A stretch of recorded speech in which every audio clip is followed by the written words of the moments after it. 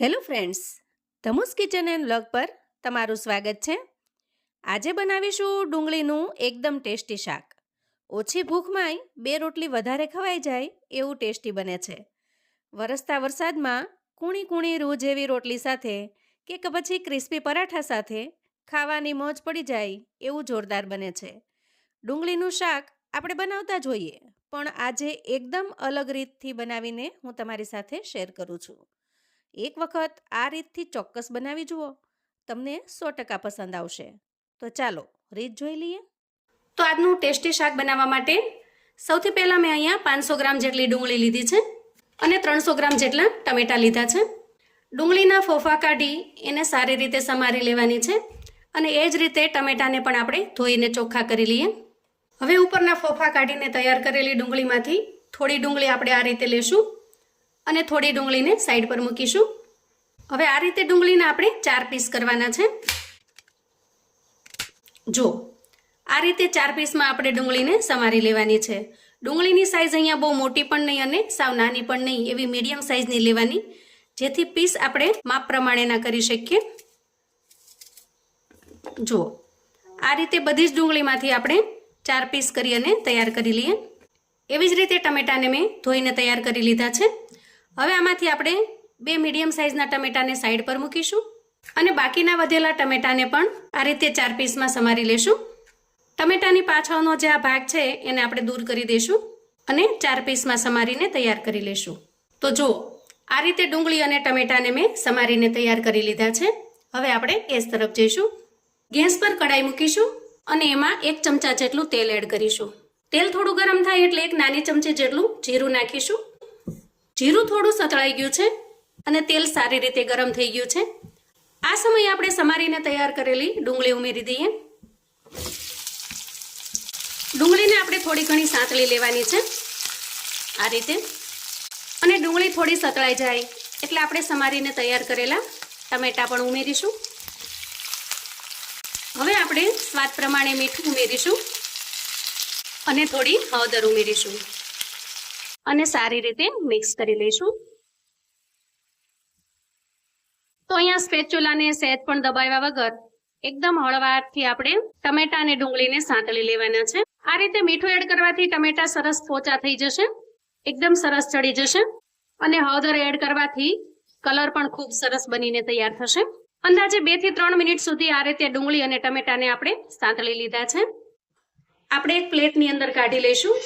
જો આ રીતે સાંતળીને તૈયાર કરેલા ટમેટા અને ડુંગળીને આપણે એક પ્લેટની અંદર કાઢી લીધા છે. હવે આપણે કડાઈની અંદર 1 ચમચા જેટલું તેલ એડ કરીશું. થોડું તેલ કડાઈની અંદર વધેલું છે અને 1 ચમચા જેટલું વધારાનું તેલ આપણે અહીંયા એડ કરેલું છે. તેલ થોડું ગરમ થાય એટલે 1 ચમચી જેટલી રાઈ એડ કરીશું અને અડધી ચમચી જેટલું જીરું એડ કરીશું. હવે જો અહીંયા મેં 3 લીલી મરચી લીધી છે અને મરચીને આપણે ડીટીયા કાઢી લઈશું. અને ડીટીયા કાઢ્યા પછી મરચીને આપણે તેલની અંદર એડ કરીશું અને સાંતળી લઈશું. અને ત્યાર પછી જે ડુંગળી આપણે વધારેલી હતી એને આ રીતે સમારીને તેલમાં ઉમેરીશું અને તેલની અંદર સારી રીતે ફ્રાય કરી લઈશું. અહીંયા મરચાને આપણે ડીટીયા કાઢી અને આખા જ ઉમેરેલા છે, એની ચીર નથી કરી કે એના પીસ પણ નથી કર્યા, જેથી એની વધારે પડતી તીખાશ શાકની અંદર ન ભળે. ડુંગળીને આપણે એકદમ ધીમા તાપે સારી રીતે સાંતળી લેવાની છે, એનું કાચાપણું દૂર થાય ત્યાં સુધી. હવે જુઓ ડુંગળી અને મરચા બંને સારી રીતે સતળાઈ ગયા છે. આ સ્ટેજે આપણે જે ટમેટાને રાખ્યા હતા એ ટમેટાને મેં ચોપરની અંદર ચોપ કરી લીધા છે, એને એડ કરી દઈએ. ટમેટાને તમે મિક્સચરની અંદર પીસી અને પ્યુરી પણ બનાવી શકો છો, અથવા તો ખમણીથી ખમણીને પણ તમે આ રીતે પ્યુરી ટાઈપ બનાવી શકો છો. હવે આ સ્ટેજે અહીંયા થોડું લસણ મેં ઝીણું સમારીને રાખ્યું છે એને એડ કરીશું અને સારી રીતે મિક્સ કરી લઈશું. લસણને તમે જ્યારે તેલ કકડતું હોય ત્યારે પણ એડ કરી શકો છો, અથવા તો આ રીતે જ્યારે પ્યુરી આપણે તૈયાર કરીએ ત્યારે પણ એડ કરી શકો છો. તેલની અંદર ફ્રાય કરી નાખશો તો લસણ છે એ ચડી જશે, અને આ રીતે જો તમે ઉમેરશો તો એના જે ઝીણા ઝીણા ચંક્સ છે એ શાકમાં આવશે ત્યારે ટેસ્ટમાં ખૂબ જ મજેદાર લાગશે. હવે આપણે મસાલા કરી લઈએ. તો અહીંયા ઉમેરીશું સ્વાદ પ્રમાણે મીઠું. ટમેટા અને ડુંગળીને જ્યારે આપણે સાંતળ્યા ત્યારે એના ભાગનું આપણે મીઠું ત્યારે એડ કરેલું છે. અત્યારે આપણે આ પ્યુરીના ભાગનું મીઠું એડ કરીશું. 5 ચમચી જેટલી હળદર એડ કરીશું. 1 ચમચી ધાણા જીરું પાવડર એડ કરીશું અને 1 ચમચી લાલ મરચું પાવડર એડ કરીશું. અડધી ચમચી જેટલું અહીંયા કાશ્મીરી લાલ મરચું એડ કરું છું. એનાથી રેસીપીની અંદર ખૂબ સરસ કલર આવશે. હવે સારી રીતે મિક્સ કરી લઈએ. જેવી રીતે રેસીપી સ્વાદમાં સરસ હોય એવી જ રીતે જો દેખાવમાં પણ સરસ હોય તો ખાવાની ઓર મજા હોય છે. કાશ્મીરી લાલ મરચું છે એકદમ સરસ લાલ કલર આપે છે અને એને એડ કરવાથી રેસીપી એકદમ સરસ કલરમાં નીખરી ઉઠે છે. હવે જુઓ, આ રીતે આપણે બધા જ મસાલાને મિક્સ કરી લીધા છે. હવે 1-8 મિનિટ ઢાંકણ ઢાંકી પ્યુરીને સારી રીતે ચડી જવા દઈએ. હવે જુઓ, અહીંયા પ્યુરીમાંથી તેલ છૂટું પડી ગયું છે અને એકદમ સારી રીતે તૈયાર થઈ ગઈ છે. આ સ્ટેજે આપણે 1 વાટકી જેટલું દહીં ઉમેરવાનું છે. આ દહીં બહુ મોળું પણ નથી અને સાવ ખાટું પણ નથી, એ ટાઈપનું મેં દહીં લીધું છે. તમારી પાસે જો થોડું ખાટું દહીં હોય તો એને અડધું કરી અને ઉમેરવાનું. હવે દહીંને આપણે પ્યુરીની અંદર મિક્સ કરી દઈએ અને થોડીવાર માટે ઢાંકણ ઢાંકી દહીંને પણ પ્યુરીની અંદર મિક્સ થવા દઈએ. થોડીવાર પછી આપણે ચેક કરી લઈએ. તો જુઓ, એકદમ સરસ તેલ છૂટું પડી ગયું છે. ગ્રેવી અને દહીં બધું જ સારી રીતે મિક્સ પણ થઈ ગયું છે અને ચડી પણ ગયું છે. આ સ્ટેજે આપણે તૈયાર કરેલા ટમેટા અને ડુંગળીને એડ કરીશું અને સારી રીતે મિક્સ કરી લઈશું. અહીંયા આપણે થોડું પાણી ઉમેરીશું, લગભગ 4 થી 5 ચમચી જેટલું, અને પાણીને મિક્સ કરી લઈશું. હવે આ રીતે પાણી એડ કર્યા પછી ઢાંકણ ઢાંકી અંદાજે 3 મિનિટ સુધી આ શાકને ચડવા દેવાનું છે. વચ્ચે એકાદી વખત આપણે ચેક કરી લેવાનું જેથી તળિયે ચોંટી ન જાય. અંદાજે 3 મિનિટ પછી આપણે ઢાંકણ ખોલીશું.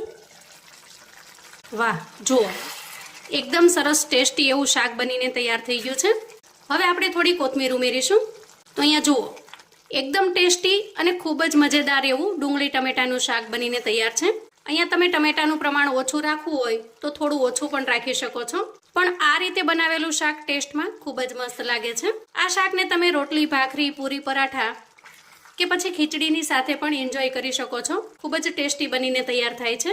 ઘરમાં કોઈ શાક ન હોય ત્યારે, અથવા તો કશું નવું ખાવું છે ત્યારે, અથવા તો એકદમ વરસતા વરસાદની અંદર આવું ગરમા ગરમ શાક જો પીરસશો તો ખાવાની મજા પડી જશે.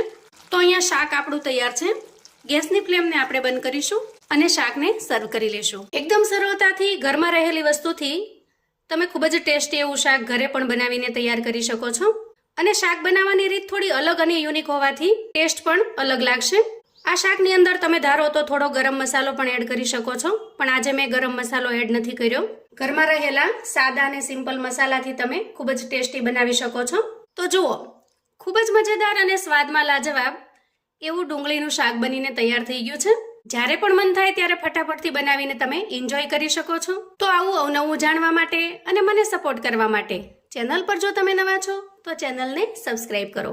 વિડીયો ગમે તો લાઈક અને શેર કરો. તમારા સગા સંબંધી મિત્રોને પણ આપણું આજનું આ નવી રીતે બનાવેલું ડુંગળી ટમેટાના શાકની રેસિપી ચોક્કસથી શેર કરજો, જેથી એ લોકો પણ બનાવીને તૈયાર કરી શકે, એન્જોય કરી શકે અને એના પરિવારને પીરસી શકે. કોમેન્ટમાં મને ચોક્કસથી જણાવજો મિત્રો કે આજની આ ડુંગળી ટમેટાના શાકની રેસિપી તમને કેવી લાગી છે. ફરી મળીશું એક નવી રેસિપી સાથે. ત્યાં સુધી આવજો મિત્રો.